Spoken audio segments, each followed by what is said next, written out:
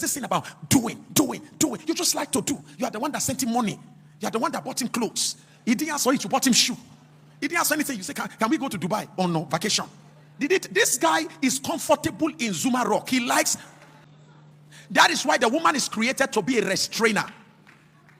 Oh God. So what happens is that when you meet with a real man, the true manifestation of a real man is that a real man is a giver. What do you need in the night when you're tired? Sex. So imagine that you use this ATM machine. That I found is wrong orientation. And one of the things that wrong orientation does in relationship is that it sends early frustration into your partner. When the expression of wrong orientation begins to find its way through your interaction, what that does is that it begins to breed frustration. And so the person begins to make judgments like, if I never married this one and I'm seeing all of this, what is the key? Wrong. And that's why now you are calling the person is not picking the phone anymore. That's why now you just can't explain, what did I do wrong? You can't tell what you did wrong. And in reality, there isn't anything, if we were to look at physically, that you did wrong. What you don't know is that you were expressing wrong orientation through interaction that was generating frustration. Are you getting what I'm saying now? And I'm going to start sharing with you some of those wrong orientations. For example, the perspective that the person I'm marrying will complete my life.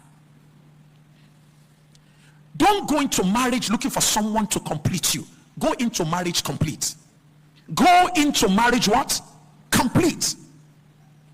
Number two, it's a wrong orientation for you to assume that getting married to somebody or getting into a relationship with somebody will take away loneliness. Relationship is not the cure for loneliness. You can frustrate somebody in your life. The person God has sent to marry you, you can frustrate the person out of your life by trying to make the person cure your loneliness.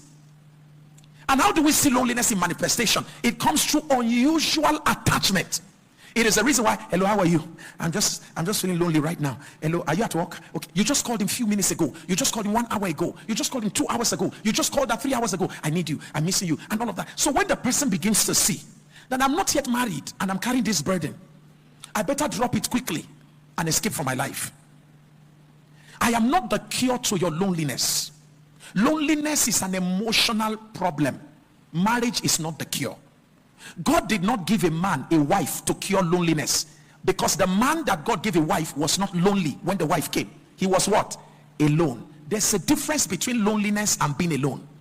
Only people that are alone qualify to be married. Lonely people need treatment.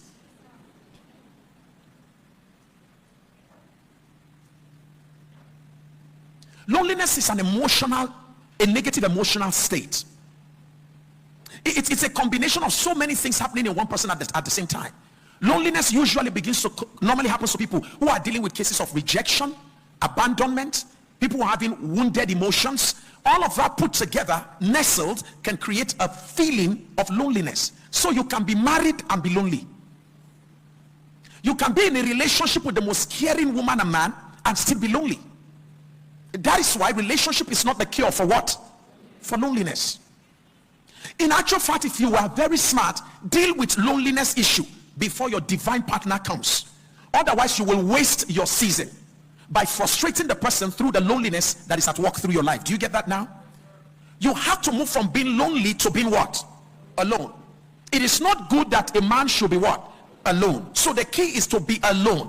When Rebecca came to the well, I'm sure you do know that Rebecca did not come to the well in the company of other women.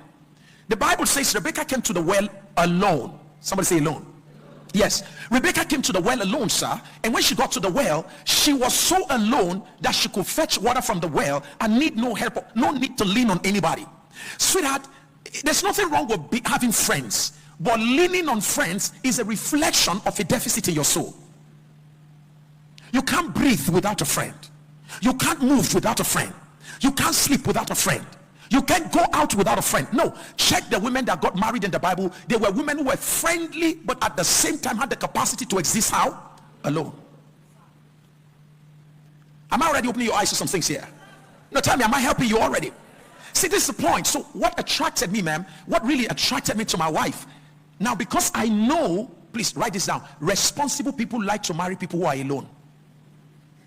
Highly responsible people like to marry people who are alone. Friendly, but alone. So here's the game. What actually happened was that when I was going to get married to my wife, because I know the nature of my assignment, I know that I'm going to be a very busy person. I know that someday in my future I was going to be very successful in my career. So, and I said to myself, I don't want a woman who, my house is such a busy place, friends, every time, can't do without friends. You get that kind of a thing. But because I will need sanity, because I'm a thinker.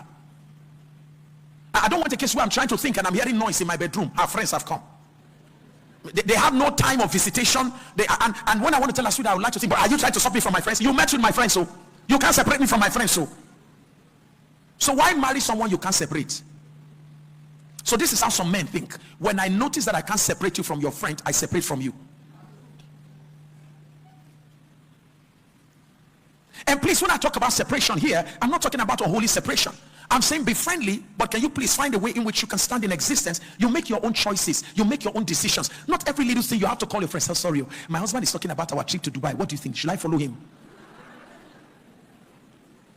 And then your husband is trying to make a decision with you. And then you say, sorry, sister, I'm coming. You enter bathroom. You bring out your phone from your pocket. Sorry, it's me and my husband. We are talking now. I just used to say, I'm coming to use myself. Is this matter we are talking about? What do you think? What do you think I should tell him?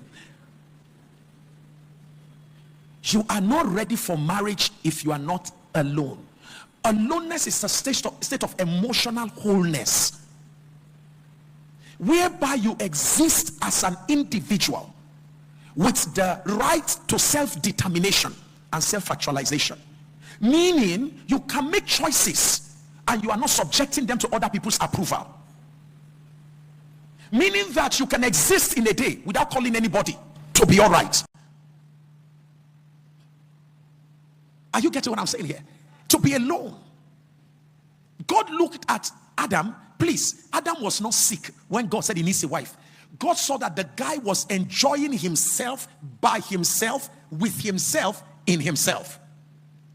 God said, no. Because the whole arrangement of heaven is to make sure that there is a state of interdependence. Meaning there is always a situation whereby we relate with one another. So God says, I will create a woman who will become a helpmeet for him. Meaning where he ends, she begins. She comes around, not because he's not complete. She comes to make up for whatever is left in his own life. So marriage is not the cure for loneliness. It is the reason why you will be married and you will still be what? And the loneliness in marriage is worse than the loneliness in singlehood. You know, during the loneliness of singlehood, without children, when you feel lonely, you can go and sleep in your friend's house, right? You can go to the club and just club all night, right? You can go drink, go smoke, go do all kinds of crazy stuff. But marriage cuts all of that up away, making your loneliness to become compounded. So don't marry to cure loneliness. One of the manifestations of loneliness is the need to be needed always. The need to be what? Yes, write that down. The need to be needed always. How do you know somebody who is having loneliness as a major problem? Let me give you a practical example. Ladies who perhaps have issues of loneliness, the moment they come into your life, in order to be needed, they create the need to be needed, okay? So she does this for you, she does that for you, she does that. So write this down. She is more of a human doing than a human being. I can see some of you already like, wow, I just see we are missing it now. So you come into the life of a guy, you give him sex. He didn't ask for it. You were even the one that gave him sex. It's not like the guy didn't even do anything. You were the one that made him to do it. You are the one that came to his house. You are the one that entered his bedroom. There are spider webs here. The guy has been living with spiders. Listen, this guy is not only living with spiders. Lions, snakes, he lives with all of them. And they are okay. And then you show up, the next thing, there's spider here. Even when there are no spider, there's spider. There's cockroach. The pot is dirty. This guy has not washed pot in the last 6 months. And the guy's looking fresh. The guys know what I'm talking about. They're all laughing. They know what fine guy. When you see him outside, clean slippers, clean native, pots, back. Has not been washed for 6 months. And you come into his house, you want to do this. And listen to me, you're not doing it because of anything. You are doing it to be loved. Once you get into a relationship, there's this thing about doing. You just like to do. You are the one that sent him money. You are the one that bought him clothes. He didn't ask for it, you bought him shoe. He didn't ask for anything. You say, can we go to Dubai? Oh no, vacation. This guy is comfortable in Zuma Rock. He likes. Are you ready for some serious talk in relationship? This is not all this motivational stuff you hear on relationship. Can we go a little bit deeper? You are the one that proposed Dubai. You are the one that is you just say doing. And listen, this is the reason why if you're not careful, you get married to him like that. You have already over-murdered him into marriage, and you have communicated to him that you're going to be a nurturer.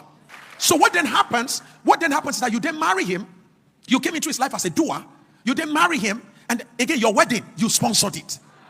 The bride price, you gave him to pay your parents. Am I making the right point here? You all know what goes on. That is how desperate you are. That is how lonely you are. You don't know all these are the manifestation of what? Say it again. Loneliness. And the need to be what? Needed.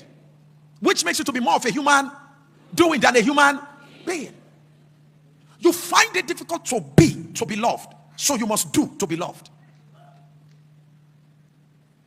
There's something about you. The moment you come to a person's life, you just want to do to be loved. And by the way, let me say this. You are reversing the order of creation. As a lady, you are supposed to be more of a receiver. By design, you are meant to receive.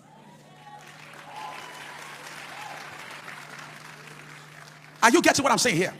Now, Pastor Sam, does that mean a lady can't give? No, here's the game. You are a multiplier. So what happens is that when you meet with a real man, the true manifestation of a real man is that a real man is a giver. Are you ready for some serious talk in relationship? This is not all this motivational stuff you hear on relationship. Can we go a little bit deeper? Let me give you a practical example. I feel like sitting down now and say I tell you. Okay, so here's the game. I want you to listen to me carefully. You are all mature people, so we'll talk practical stuff. In my singles meeting, we don't call it spade that agricultural implement. All right? Okay, so watch this carefully. When a man is having intercourse with a woman, right? He ejaculates. In a single ejaculation, a man can send out as much as millions of sperms. Am I correct? Have you noticed that the body of a woman is designed to restrain them? To receive and restrain. Oh God. I'm trying to teach you what your mother didn't teach you. Because she too didn't know it. The woman is by design created to receive and also restrain. That is why woe to a man who is married to a woman who does not restrain him. So 50 million sperm cells come by design. The woman say, oh Ghana, wow, look at how much you are pouring out at the same time. I will receive one of them. The rest of them, we don't need them. Let them die. Is that okay? It's called receive and what? Because if I allow all of them to come, sir, we'll have 50 million children at the same time. Your life is finished. So the woman is designed to restrain and at the same time receive.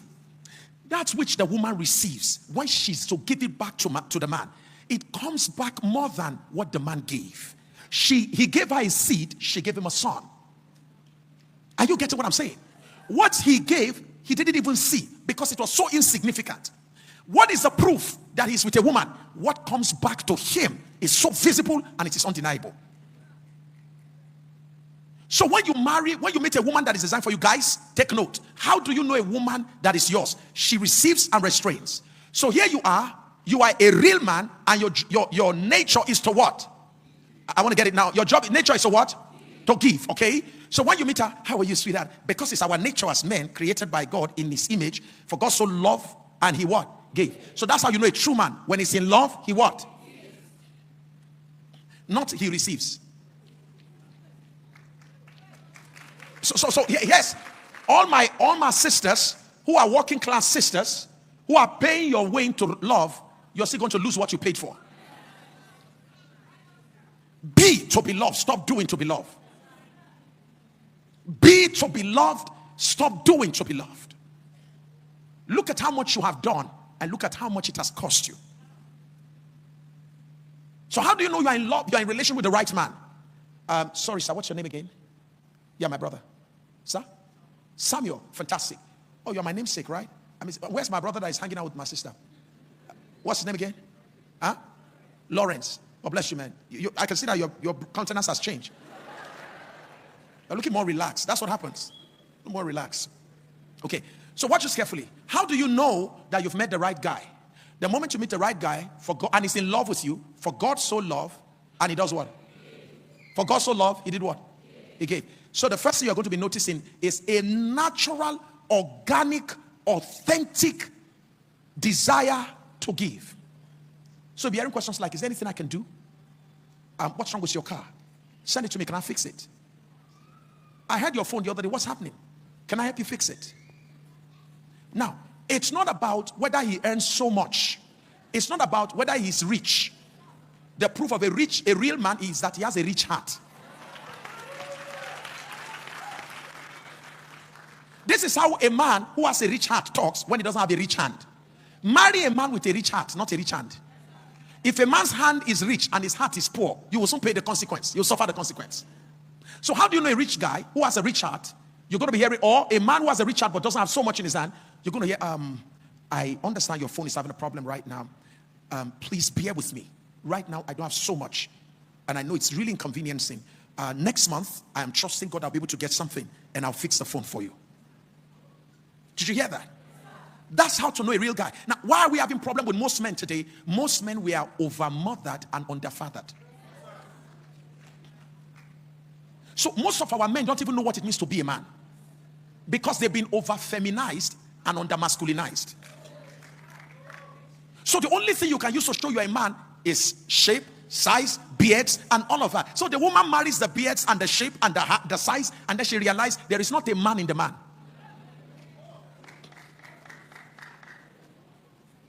So all my sons in the Lord here, all of you the men, the proof that you have come and you are going to be mentored by me is that you are going to start ascending into the true definition of who a man is. A man is a giver.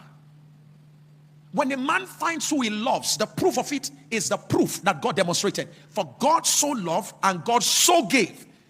I'm not saying the man gives accidentally, sir. He so gives. And the nature of the giving of a true man who is in love is that you are willing to give your very best. Are you getting what I'm saying here? How do you now know a wife material? Like that brother said, how do you know a wife material? A wife material does not use her 10 fingers to eat.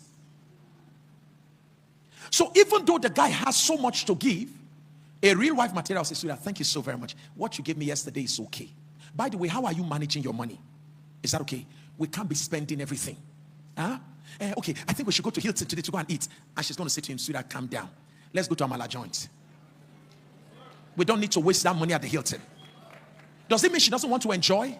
No, she understands the concept of pay now and play later. Then play now and pay later. She can receive and at the same time she can what? All women can receive through wives' restraint. So how do you know your wife among the women? You can't know a wife by the one who receives, because all women do what? But real women have the capacity to what, sir? To say, listen.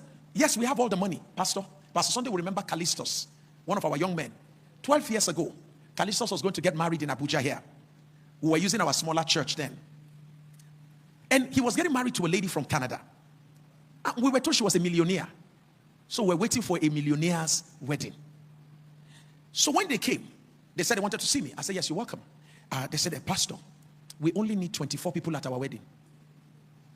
I said, sorry, like 24 officials or said, no, sir, everybody that will be there should be 24 in number. You remember that wedding, sir? Owen House. Then on the wedding day, I said, let me come and see this mystery myself. We're there. They kept to the number. And when wedding finished, I thought there was going to be reception. They thank everybody for coming. Thank you all for coming. And then please, on your way going out, we have some stuff for you outside, out there. 24 packs of rice. And they bought it from Mr. Biggs. They are stupid, Abby? They are broke? Can I tell you who they are today? The man in question, your boy, Callistus, our boy, Callistus. Callistus is now the director of education. I won't mention the province, one of the provinces in Canada. This guy is a multi-millionaire, the wife a multi-millionaire. He was talking to me recently, he said, Daddy, we can't wait for you to come to Canada, I want to spoil you. And he called me and said, Daddy, I want to start a company in Nigeria, I want to start employing people. And we got one of our women in church, she's the director of his business for the whole of Nigeria now. How about those who did big wedding around this time? Who blocked the streets? Some are divorced. Some are living in a place outside Abuja towards Nasarawa around the boundary. Why are you here as a woman? We want to retrain you to be a wife. You are too much a girl. And the Bible says, he that finds a wife, not he that finds a girl. You are old in age, but still a girl in your thinking. You need to put aside girlish way of thinking, childish ways of thinking, and become a woman. Become a man. A real wife receives with generosity, with thanksgiving, with gratitude, but at the same time, she has the discipline to do what? To restrain. Marriage is not a place where you impress people in the beginning and you are depressed in the end. So one of the reasons why relationships fail is that you are just entering into a relationship with the guy. Hey, how are you doing? Thank you so very much. I learned you're a civil servant, eh? Yes, I'm a civil servant. I work with Ministry of Local Government Affairs, so. Or ministry. Pastor, give me an example of ministries where there's no real progress. Yes, I work with Ministry of Agric. There's a lot of work going on there now. There's a lot of money there. So, Ministry of Culture and Tourism. There's no zoo. So imagine that this guy doesn't make more than he is, because civil servants, how much is the salary of civil servant? Left to every civil servant salary, nobody will be prosperous. The real money in civil service comes from travels and other stuff. So imagine you are in a parastatal or ministry where there's no such activity. And this guy tells you, my normal income is about 110,000. And you're not saying, thank you so very much. As we're planning the wedding, because a lot of my friends are going to come. I'm expecting at least about 1,000 people will come. Are you having a crusade? Is it a conference or a wedding? And because of my father's status in society. So am I going to use my wedding to amplify your father's status? If your father wants to protect his status, he should invest into the wedding. Restrain. Restrain. But when the guy begins to notice, so because of my parents, we have to do something very classy. Do you understand that? So I'm thinking that we're going to use the Hilton, the banquet hall of the Hilton Hotel. And by the way, because at the Hilton, you don't cook. So we're going to pay them, and we're bringing 1,000 people. So the guy see your mouth moving. And then the guy said, okay, so all this bill is for who? No, if you're not ready, then you now make such stupid statements like, see, if you're not ready for marriage, there's no point to. Then 2 weeks later, he's not picking your call. What is wrong with him? Pastor, pray for me. Pastor, pray. A witch has taken over. The witch didn't take him over. You drove him away. Foolishness. Foolishness. Start small and grow tall. Plan that you will have a wedding anniversary that can now be titled the wedding we never had. By that time, the marriage is already agidigbashos on the ground. One of the men in the United Kingdom, when himself and his wife started, they did their wedding in a very simple way. Few guests, and they paid whatever little they could do. And they told themselves, in our 10th year wedding anniversary, we will do what we couldn't do now. 10th year wedding anniversary, they blocked London. They took what the Queen uses in London, they paid for it. Because by this time, they are multi-millionaires in the United Kingdom. A true wife is a restrainer. We had a young couple come to visit us yesterday, and my wife was telling them about our early days, how I would go and do training, and when I come back, I would drop. From the beginning, we maintain financial transparency in the family, so no hiding of money. So I would drop the money I make on the table, and my wife will carry from the money, put like 2,000 or 3,000 inside my purse. She would take the one for the house, a little of it, and she will carry the rest and say, sweetheart, tomorrow morning, you're going to the bank, go and keep the rest. So that was how we started saving, little by little. I would tell my wife, I want to buy her this. You say, sweetheart, no be now. No be now. No be now. No be now. Sir, she was able to restrain me. When our church moved here, we stayed in 1 3-bedroom flat in Effa State for 11 years. When I had the opportunity and the privilege to afford anything I could have afforded. I want to buy a car. My wife will look at me and say, sorry, are you going to be living inside the boot? She said, does it make sense that you are buying such a car, you are bringing it to a landlord's house? That you have never started bringing new cars. The ones you have, they have increased our rent. Wise woman. Wise woman. I didn't miss it when I chose her. I didn't miss it. Are you learning something here? To see me, we don't. Several times they're giving me. I always want to make sure I take care of her. I impress her. She say, hold on. At a point one day, there was a duplex that was open here. So I went to home. I said, baby, come. Since our church is here now, I said, why don't I just go and rent one of these duplexes? She said, for what? I said, no, so that we can be close to church. She said, no. She said, don't forget, you are free to move there by yourself. The children and I will remain here. She said, the agreement we had is that from this house, we are moving to where? Our house. She said, it doesn't matter how many bedroom flat it is or duplex. If it's not your own, it's not your own. Restrain. Restrain. I don't like it when singles meeting goes quiet like this. Why are you this quiet? Help me look at your neighbor and say, why are you quiet like this? Please help Samuel. Samuel is meditating. Samuel, help me. So much is happening here today. Our amazing God.